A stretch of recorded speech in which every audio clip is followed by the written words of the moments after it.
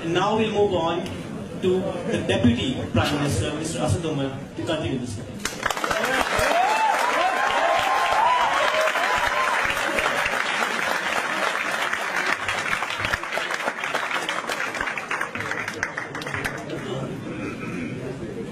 Okay. सबसे पहले तो let me express my deep disappointment. When I got the invitation, it was from drums. And I was thrilled. Okay, I'm being invited to a cool rock concert. And to my mother, I found out Kamal Nadir wants me to debate something about that.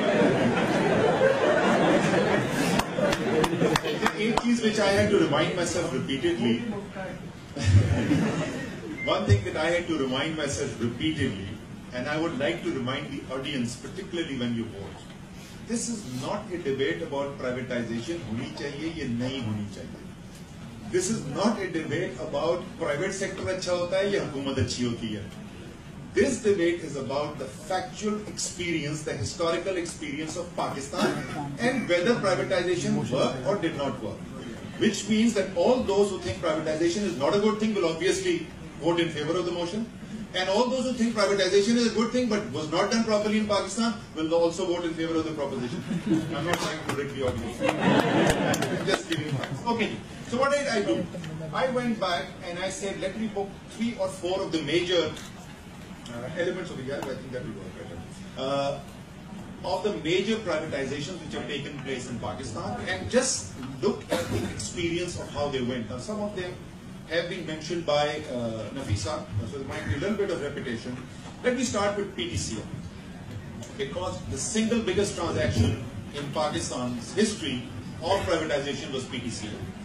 As she rightly pointed out, the whole mantra of privatization based on रियासत का काम नहीं कारोबार चलाना, so we decided कि रियासत का काम नहीं कारोबार चलाना पाकिस्तानी रियासत का, लेकिन यूएई की रियासत का ये काम है कि कारोबार चलाए, so we sold it to a UAE state-owned enterprise. The only difference was PTCL was operating in a competitive environment and knew how to compete, and I give you numbers for that.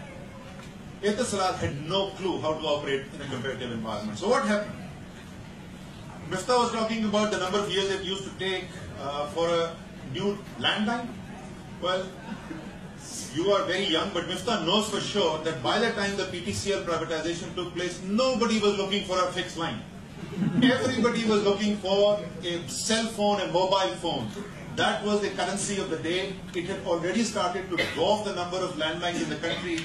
And this state-owned enterprise, this slow-moving, lethargic, corrupt state-owned enterprise, was sitting with a market share of 21.7% in the GSM market. 21.7%. So here walks in this efficient, modern, capitalistic, private enterprise. Well, sorry, not private enterprise, state-owned enterprise from UAE. And what happens? Where do they stand today? The market share is down to 15.8%. The market share has come from 21.7 to 15.8. The wireless loop market share has come down from 65.7% to 30.7%. It's collapsed, it's less than half of what it was. As a result, what has happened to the financials, since we talked a lot about financials, and I'll talk some more about it, the profits of PTCL the last year before privatization were 26.6 billion rupees. They're now 8.8 billion rupees, but here is the dramatic piece, and I can bet you not a single one of you, unless they've done a case study on PTCL, knows about this, because nobody in TV will talk about this. You would have heard ad nauseum how much money PIA is losing and how much steel mill is losing, but you would not have known what has happened after privatization. The market cap of PTCL, the day of the privatization, or just the days preceding the privatization, was $4.5 billion. $4.5 billion. Guess what is the PTCL market capitalization today? 4 billion, 5 billion, private enterprise, efficient. Must be at least 9 billion, right? 10 years later, they must have grown it, they must have doubled the market value. How about not even 4? How about not even 3? How about not even 2? How about $500 million? 1/9 of the market value decimated because we gave it to a company which had no clue how to compete in a competitive market, which was not willing to put in resources, which reneged on its buy offer and still owes government of Pakistan $800 million. That's what PTCL, the largest, the flagship privatization of Pakistan's history. KSC, probably the second largest, or the Capco should be close to the second largest. This was 76%, so this is probably the larger one. KSC, the first round, was an utter and complete failure, and I'm not saying that. That's what the government of the day said, that's what Musharraf said, that's what Shaukat Aziz said. I was approached as CEO of Ingro, please buy KSC. It's not going to work with Al Jumaia and Noor, who were doing it for the first time around. Finally, Abraj stepped in. Almost 10 years later, where do we stand right now? I'll just give you two stats. One stat and one statement. The stat is that I don't have the figures for last year. The year before, KSC, almost 10 years after privatization, guess how much subsidy was going from the taxpayer's pocket? The pocket that Miftah was mentioning again and again. How much money? 30 billion of steel mill everybody knows about? Do you know that you paid for 45 billion rupees of subsidy to KSC, a private enterprise? So it has nothing to do, after losses talked about of the public sector, it is dominated by power sector losses. The power sector losses don't have to do much with the individual units. It's overall policy failure. The second is a statement. On the floor of the House, the Water and Power Minister of Pakistan, Khwaja Muhammad Asif, blue bread, PMLN, pro-capitalism, pro-big businessman. अगर मेरा बस चले तो मैं कल KSC को दोबारा nationalise कर दूं। अगर मेरा बस चले तो मैं KSC को कल नेशनलाइज कर दूं। He obviously was not ideologically opposed to privatization, so what would have forced him to make this remark? Obviously, the privatization has been an abysmal failure. So that's two of the big guns. Let's go to the biggest sector. The trophy boy of the pro-privatization crowd, banking. आप बाहर जाओ, आप NCB की branch में जाओ, you'll see a very nice branch. बड़े जबरदस्त marble लगा होगा वहाँ पे, एयर कंडीशनिंग अच्छी चलती है, customer service would be much better than it was before privatization. And yes, yeah, Mansha is making tons of money. There is no argument about that. But what do you and I care about profits? Is that why banks exist in the modern economy? The banking system has a very, very special role, and that's why it gets treated in a different manner from any other industry. You know what leverage is out in the banking industry? 92% leverage. All other businesses other than IPPs have to stay within 70-30, 92% leverage. It is also the only business where implicitly everybody knows there is a guarantee and it will not be allowed to fail because the depositor cannot suffer. So you've got a floor provided by the state, you've got 92% leverage. What for? Why are banks so special? Because banks play a critical role in creating a savings pool in the country, mobilizing deposits, and then channeling those deposits through resource allocation to the most productive sectors of the economy, something that the private sector does much more efficiently than the state, right? That's the theory. So let's look at both of these aspects quickly. Deposits to GDP, which was 34% in the 90s. Deposits to GDP, 34% in the 90s, is down to 29% after the great private sector machine rolled in. So profits are up, but deposits are down.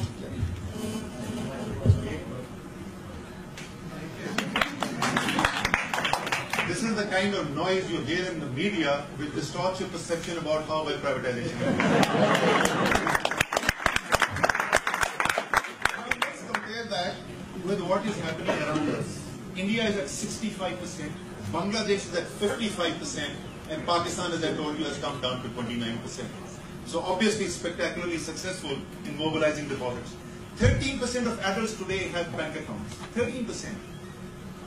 53% in India, 31% in Bangladesh. I'll come back to that, how this is directly tied to privatization. But let's go to the other side of the balance sheet first. This is what they've done in deposit mobilization. But they must have done a fantastic job on resource allocation, right? They would have gone and found these entrepreneurs like Miftah Ismail and gave them money, looked at Asad Umar and said, this bozo doesn't know how to invest, we won't give him money. And there would be spread of credit to all the entrepreneurs of Pakistan. And here are the numbers. December 2005, the advances to deposits ratio, 76.8%. 76.8% December 2005. Roll forward 10 years, December 2015, right? It must be approaching 100, maybe more than 100, it can be more than 100. More than 100, right? Private sector is there, they're going around taking risks, finding entrepreneurs. How about down to 51.4%? From 76.8 to 51.4. How much does that add up to? Guess how much does that add up to? That's a differential. If we were still at the same ADR as we were in December 2005, you would have 2.3 million rupees of additional credit in the market. 2.3 trillion rupees. 2.3 trillion rupees or more credit.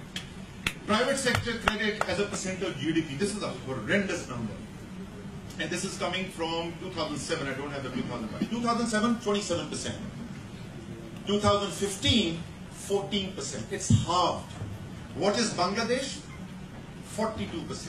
India, 54%. Now you figure out why Bangladesh economy is growing at about 60% faster than Pakistan's. Why is this happening? Because the banks, and at the same time, Mifta rightly said, wait, deposit mobilization kar nahi rahe, lending kar nahi rahe. How is Mia Mancha earning so much money? Because Mancha Saab, and I would do, if I was, this is not a critique of Mancha Saab, if I was in his position, I would do exactly the same thing. I would not make the effort of going into rural Pakistan. I would not expand my branch network. I would keep my branches only where my efficiency ratios were the best. I would then take that money, and the government of Pakistan, which is stupid enough to give up all these deposits to me after privatizing, and is willing to put in money in my banking system at 4, 4.5%, 5%, and take it back from me at 10, 11, and 12%, I make the need spread. When I was on the State Bank board 3 years back, the spread was 7.6%. It's come down right now. And that's the final piece on banking. Mifta is right, the banks are paying a lot more taxes, approximately 100 billion rupees of taxes from these privatized banks. Do you know how much the exchequer is paying for the negative spread from these deposits to what it is borrowing? 100 billion additional taxes, 180 billion rupees, and this is from a former governor of the State Bank. He did this calculation and gave this to me yesterday. 180 billion rupees in the negative spread. So net for net on a cash flow basis, the government of Pakistan, which means the taxpayers, which means you and everybody else in the room, or at least their parents, are paying for that. Okay, Ji. Last, in the end, just a few minutes left. I said I will not talk about this, but since these issues have been raised, let me just comment very quickly on some of the points. I will just leave it. China. Private enterprise has driven its growth. 31 years, the fastest growing economy in the world. How about I tell you that in today's stock market of China, 80% of all market capitalization is state-owned enterprises. 80% of all is state-owned enterprises today. We were talking about mobile phones. Yes, there are a lot of private companies. Which is the largest phone company in the world, cellular phone company in the world? China Mobile, state-owned enterprise. Schooling, what the state was doing in the 70s was it believed the state had the responsibility. Asad Umar went to a school with ₹1 a month fee. Qaideen Government Secondary School. I got my metric from there. I came out of that school, I scored 99 percentile in TOEFL. That's the quality of education which was being given to me. The solution is not set up.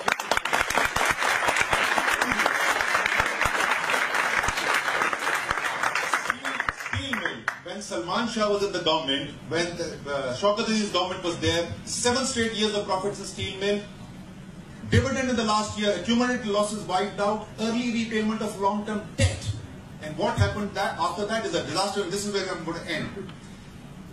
ADB report, the numbers that Mifta read out are somewhat different from the numbers that I had, but I'll take his numbers. According to his numbers, the gainers and the losers were a wash.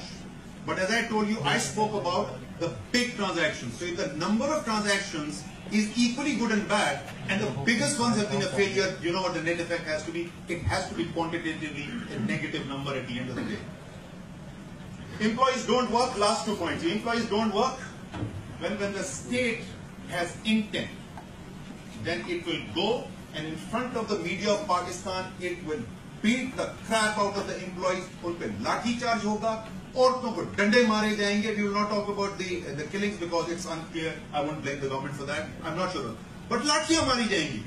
When the state has will, this is what it can do. It can do that, but it cannot make that person work in an airplane or on a counter. It's simply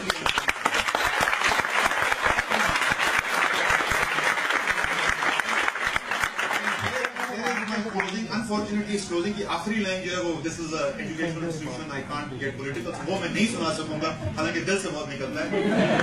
but here is the conclusion. What is the ideological underpinning being given for lack of private or the need for privatization in Pakistan? Absolute privatization. We all believe in private sector as the engine of growth. Malaysia में successful है, Singapore में successful है, Dubai में successful है, Abu Dhabi में successful है, Saudi Arabia में successful है. पाकिस्तान में क्यों नहीं है? The answer that we get is हमारे सियासतदान चोर हैं, नाअहल हैं, निकम्मे हैं. अगर मैं ये आपकी बात मान लूं तो आपसे सिर्फ पीआई और स्टील मिल क्यों लिया जाए, आपसे मुल्क क्यों ना ले लिया जाए.